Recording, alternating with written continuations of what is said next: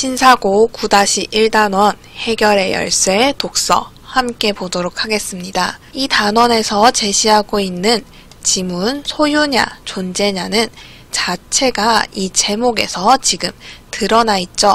소유 양식의 삶과 존재 양식의 삶, 어떤 것인지 서로 대조하여서 결국 존재 삶을 살아야 한다라고 이야기를 하는 글이었습니다.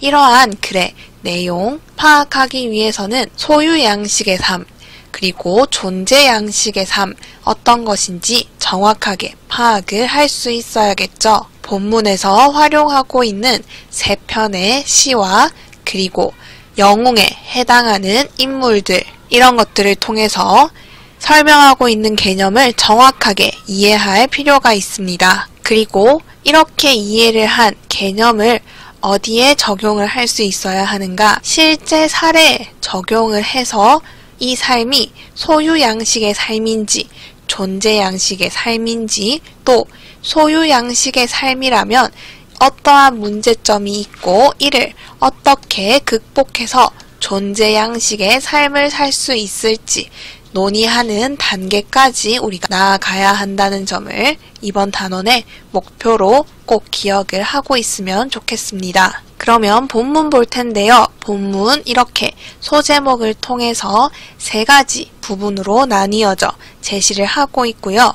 첫 번째, 소유와 존재의 차이를 아는 것 부분에서는 소유와 존재가 무엇이고 존재가 얼마나 중요한지를 이야기하고 있습니다. 첫 번째 문장, 소유와 존재 간의 선택은 상식에 물을 만한 것이 아니다. 왜냐? 현대 사회에서 소유한다는 것은 우리 생활에서 뗄래야 뗄 수 없는 것이기 때문에 상식적으로 보았을 때 소유와 존재 간에서 선택을 하는 것 자체가 불가능하고, 오히려 존재한다는 것은 내가 무엇인가를 소유한다는 것이다 라고 생각을 한다. 현대 사회에서 존재한다는 것 자체가 결국 소유를 한다는 걸 의미한다, 이렇게 보는 거죠. 왜 그렇게 되었을까요? 우리는 살기 위해서는 물건을 가져야 하고 또 물건을 가져야만 즐길 수 있다고 생각하고, 물건을 가지는 것을 목적으로 삼고 어떤 사람을 그 사람이 소유한 것으로 평가하기 때문입니다.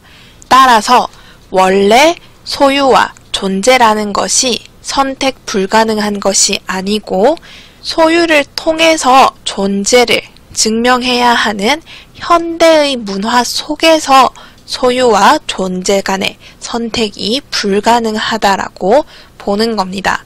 그러면 이러한 질문 자체가 지금 사람들에게 생각을 해보게 하는 거죠. 우리는 정말 우리의 존재를 우리가 가진 것으로만 나타낼 수 있는가? 이런 것들을 성찰해 보도록 유도하고 있는 거예요.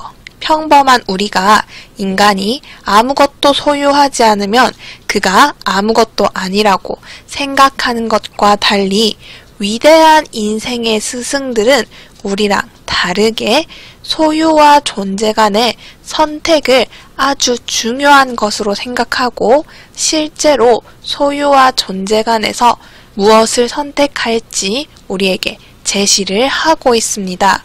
위대한 인생의 스승들 누가 있느냐? 부처, 예수, 독일의 철학자 에크하르트가 있는데요. 부처는 소유를 갈망하는 삶을 버려야 해탈에 이를 수 있다. 예수는 신을 위하여 자기 목숨을 포기하는, 소유를 포기하는 사람이 구원될 것이라고 하였고요. 에크하르트는 아무것도 소유하지 않는 것이 오히려 자기의 자아가 끼어들지 않고 진정한 본질에 도달할 수 있는 것이라고 보았습니다. 사람들이 존경하는 위대한 인생의 스승은 우리랑 다르게 소유와 존재, 그 중에서 존재를 선택하는 것이 가능하다고 보았던 거죠. 이 단락에서 위대한 인생의 스승들이 존재를 선택했다 이렇게 이야기는 하고 있지 않지만 이들이 어떻게 가르쳤는지 하는 내용을 통해서 존재 양식의 삶을 추구했다 하는 걸 유추를 해낼 수가 있어야 합니다. 세 번째 단락, 여러 해 동안 글쓴이는 이렇게 소유와 존재에 대해서 깊이 연구를 했고요. 어떠한 결론에 이르렀느냐, 소유와 존재 중 무엇을 어떻게 선택하느냐에 따라서 개인적인 성격은 물론 사회적 성격의 유형 차이를 결정한다. 다시 말해 삶의 유형을 구분할 수 있다고 보았습니다. 소유를 선택한 삶, 그리고 존재를 선택한 삶, 과연 어떤 삶인가 하는 내용들이 다음 단락에서 먼저 여러 시를 통해서 제시가 되고 있는 거죠. 두 번째, 여러 시적 표현의 신뢰에서는 산책 중에 꽃을 본 경험을 바탕으로 자신의 반응을 형상화한 세 편의 시를 통해서 소유 양식과 존재 양식에 따라 삶의 유형이 결정된다고 했던 바로 전의 내용을 조금 더 구체화시켜서 독자들의 이해를 돕고 있습니다. 테니스는 이렇게 시를 썼는데요. 여기 보면 꽃을 발견한 다음 그 꽃을 뽑아서 자기 손에 소유하게 됩니다. 그리고 꽃에 대해서 모든 것을 알 수 있다면 나는 신도 인간도 훤히 알 수 있으리라 이야기를 하면서 내가 너를 소유함으로써 지식, 더 나아가서는 진리에 다다르고 싶다 하는 그런 욕망을 드러내고 있어요. 본문에서 지금 테니슨의 반응을 꽃을 소유하려는 것이다 라고 이야기를 하면서 그가 꽃을 소유함으로써 인간의 본성에 대한 통찰을 얻으려고 하지만 꽃은 그 관심의 결과로 죽어버린다는 것을 이야기하고 있어요. 그렇기 때문에 여기에서 이 꽃은 결국 통찰에 다다르게 하는 그런 도구로서 그냥 이용된 이후에는 사라질 뿐인 거죠. 반면 바쇼의 시는 어떻게 되어 있느냐? 꽃이 피어 있는 걸 가만히 살펴보기만 합니다. 손조차 대지 않아요. 이건 이 꽃이 무언가를 알아내는 수단이나 그런 걸로 가치가 있다는 게 아니라 거기에 그냥 피어 있는 것 자체로도 가치가 있다는 걸 인정하는 거죠. 꽃이 거기에 피어 있으면 그걸 있는 그대로 수용하는 겁니다. 따라서 이것을 우리가 그 꽃의 존재 자체를 인정했다는 점에서 존재 양식이라고 보는 거고요. 이렇게 꽃을 바라보기만 함으로써 이 공간에 함께 존재하게 되죠. 그리고 일치하게 됩니다. 꽃과 자신을 일치하고 있다는 것까지 여기 이 시에서 드러나는 태도로 꼭 기억을 해두어야겠어요.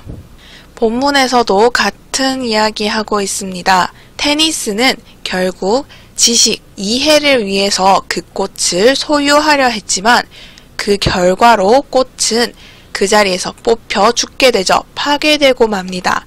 반면에 바쇼가 바라는 것은 그저 보는 것이기 때문에 꽃의 존재를 해치지 않을 뿐만 아니라 그 꽃과 나가 하나가 될 수 있어요. 자신과 꽃을 일치시키는 경지에 이를 수 있는 거죠.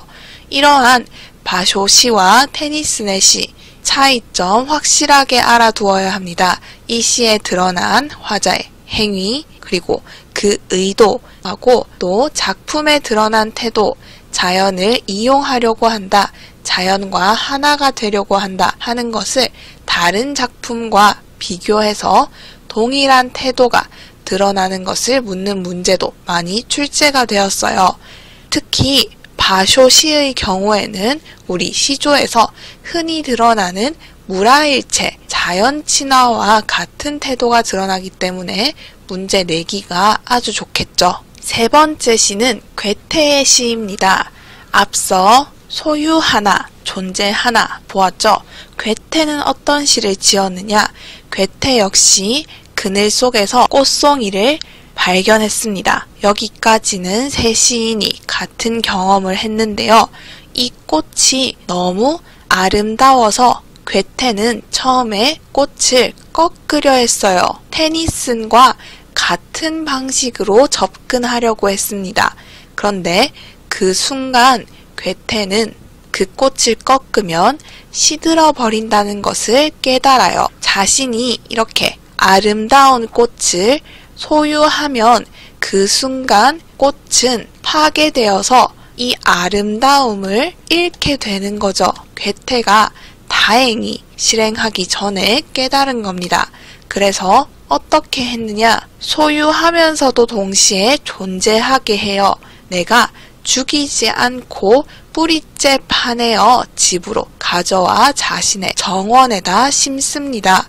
그러면 내 정원에 심은 거기 때문에 소유하는 거이면서도 아름다운 꽃의 모습은 그대로 보존해서 데리고 온 거죠.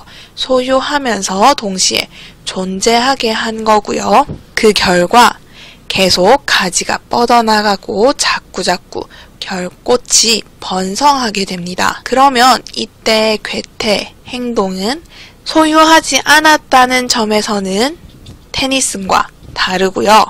그 자리에 두지 않고 정원의 그 존재를 옮겨왔다는 점에서는 바쇼와 조금 다르죠. 하지만 결과적으로 보았을 때에는 꽃이 죽지 않고 그 존재를 존중했다는 점에서 바쇼와 더 가깝다 이렇게 이야기를 할 수 있습니다. 정리하면 괴테는 테니슨과 바쇼, 소유양식과 존재양식 사이에 있는 행동을 보이고요. 이러한 행동을 보인 이유는 무엇인가?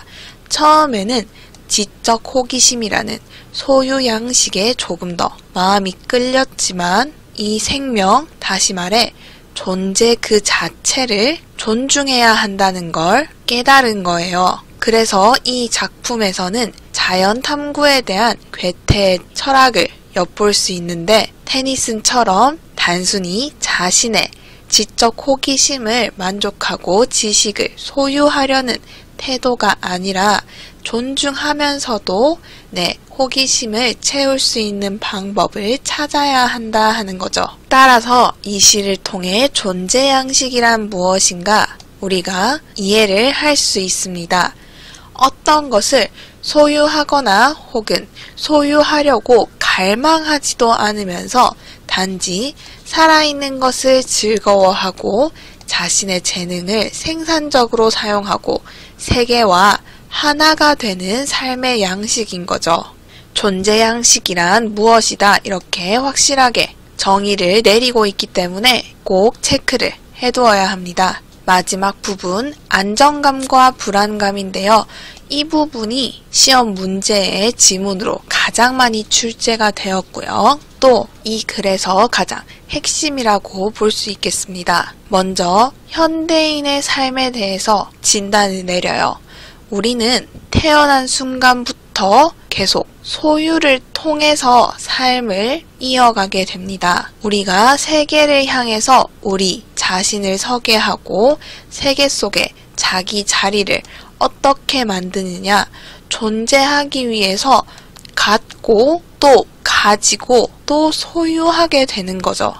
왜 이렇게 우리가 소유를 통해서 내 자리를 만드느냐? 내가 소유하고 있는 건 내가 알고 있는 거예요. 그렇기 때문에 나에게 안정감을 주는 것들이죠. 내가 가지지 못한 것은 모르는 것이고 불확실한 것이기 때문에 두려운 것들이에요. 그래서 이런 것들을 피하고 대신 소유를 통한 안정에 집착을 하게 되는 겁니다.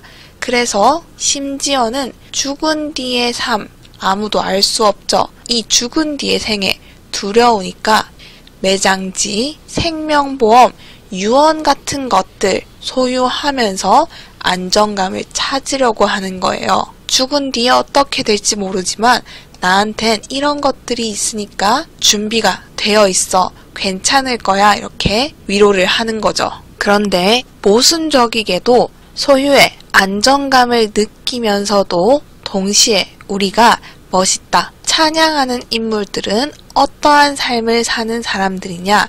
많이 가진 사람이 아닌 오히려 새로운 것에 도전하고 새 길을 개척하고 전진하는 용기를 가진 영웅들입니다. 영웅은요, 자신이 가진 것, 소유에 얽매이지 않고 나아가는 용기를 가진 사람들이에요. 다시 말해, 소유를 통해 얻는 안정감을 버리고 미지의 세계의 불확실성에 대한 두려움을 이겨낸 사람들인 거죠.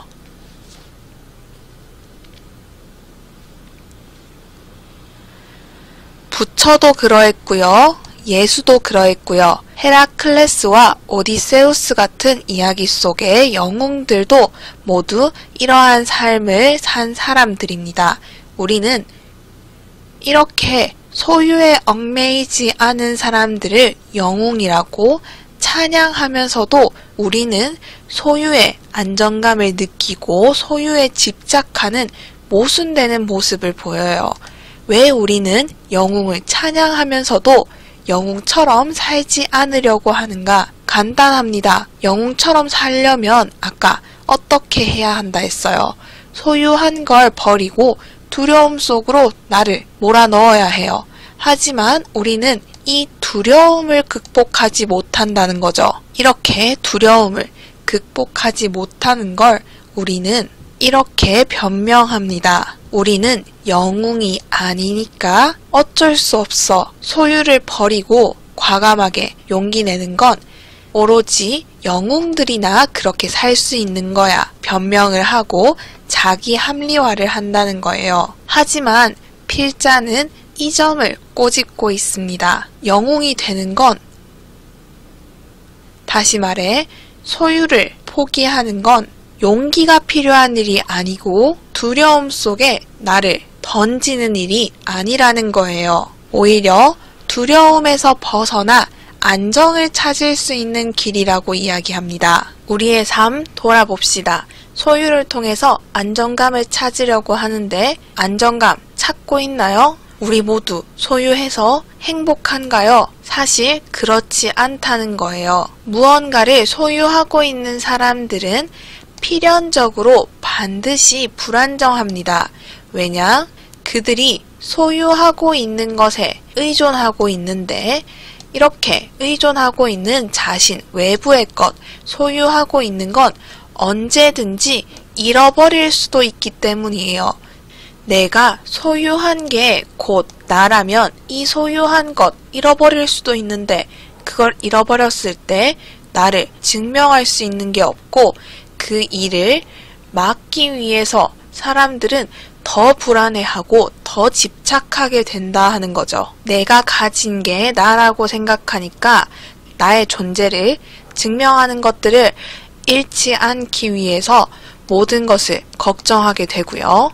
그렇기 때문에 두렵고요, 우울하고요, 방어적이 되고 경직되고 의심이 많아지고 외로워진다. 결국 안정되지 못하다는 걸 강조하고 있습니다. 그렇다면 우리는 안정감을 어떻게 얻을 수 있느냐? 사라질 수 없는 것으로부터 얻으면 되겠죠.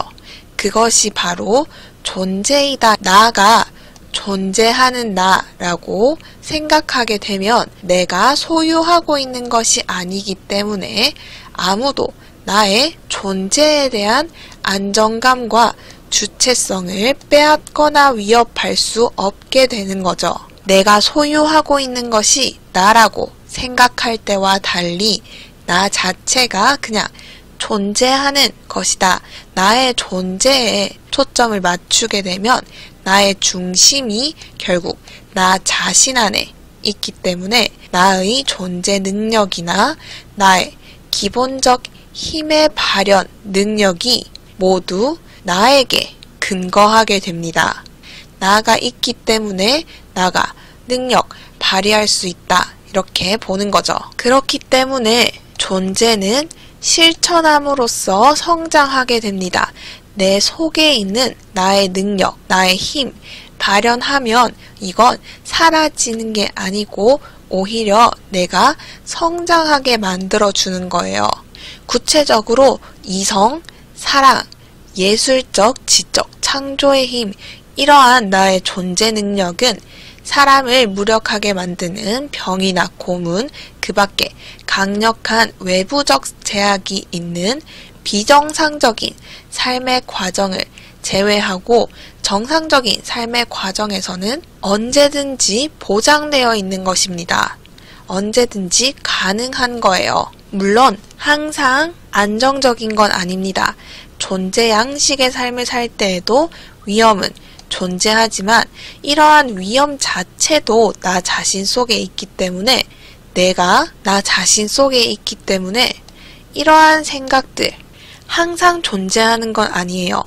가끔 살다 보면 믿음의 삶에 대한 믿음 사라질 수 있고 창조적 능력 왠지 없는 것처럼 느껴질 수 있고 내가 퇴보하는 것 같고 게을러지는 것 같고 또 다른 사람에게 내 삶을 맡기고 싶을 때가 있긴 해요. 그때 존재 양식의 삶도 위험합니다. 하지만 이건 소유 양식의 삶과 달리 항상 있는 게 아니고 또 내 내부에 있는 것이라는 점을 강조하면서 이러한 점들 있지만 소유 양식의 삶보다는 훨씬 낫다 이야기를 하고 있는 거예요. 소유는요, 사용할 때마다 감소되고요, 사라져요. 내가 아무리 보관해도 감소될 수 있는 거고 또 외부적인 위협 때문에 사라질 수도 있는 거죠. 그렇기 때문에 소유 양식의 삶에는 상실의 위험이 늘 있게 되지요.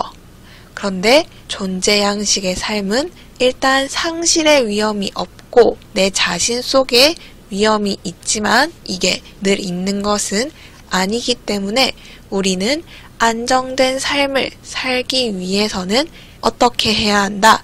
소유 양식의 삶에서 벗어나 존재 양식의 삶을 살아야 한다고 필자의 관점, 파악을 할 수 있는 거죠.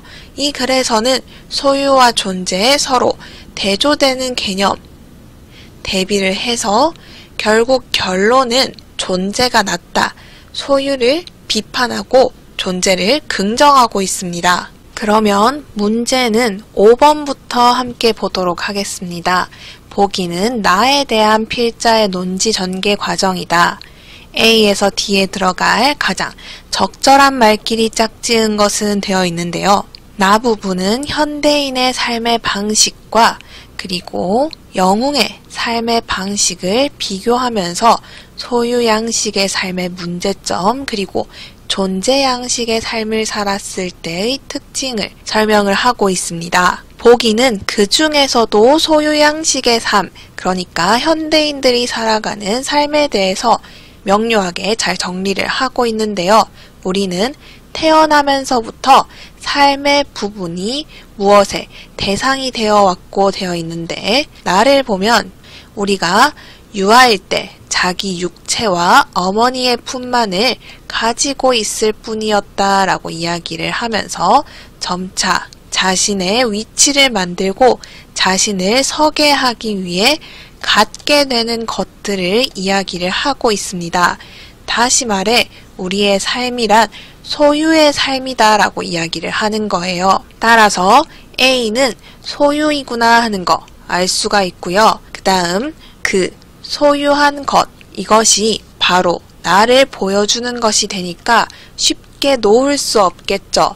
집착이 생기게 됩니다. 이러한 집착은 다시 언젠가 잃어버릴 수 있는 것들에 대한 집착이라는 점에서 이것들을 잃지 않으려고 하는 그러한 상실의 두려움으로 연결되게 되겠죠. 이건 결국 우리가 영웅의 삶을 살지 못하게 만드는 거죠.